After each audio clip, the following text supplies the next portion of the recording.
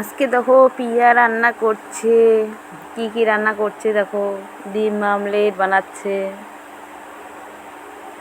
এখানে ডিম আমলেট বসে দিয়েছে, আর এই যে এখানে চাল কুমড়োর ভাজা, চাল কুমড়োর ভাজা বানাচ্ছে। আর হলো গিয়ে সয়াবিন আলু বন্ধুরা ঝোল। আমাদের বাড়িতে সয়াবিন সবাই খুব খুব পছন্দ করি আমরা, আমিও খুব পছন্দ করি। যেমনই হোক না কেন সয়াবিন তরকারি হলে হলো আমাদের। তো এই যে এখানে সয়াবিন তরকারি রান্না করছে, টমেটো দিয়েছে, আলু, কাঁচা লঙ্কা শেষ হয়ে গেছে, শুকনো লঙ্কা দিয়েছে গোটা গোটা। তো আজকে খাবার আমাদের এই যে সয়াবিন আলু ঝোল, ডিমের আমলেট, আর হচ্ছে চাল কুমড়ো ভাজা।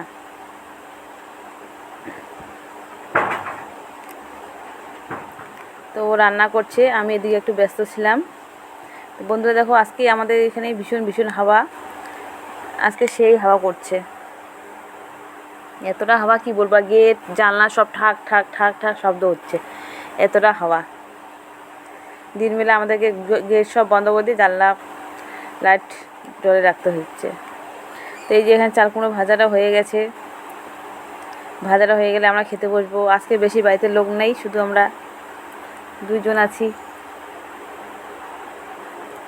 তো এবার চলো খেতে বসে যাই বন্ধুরা।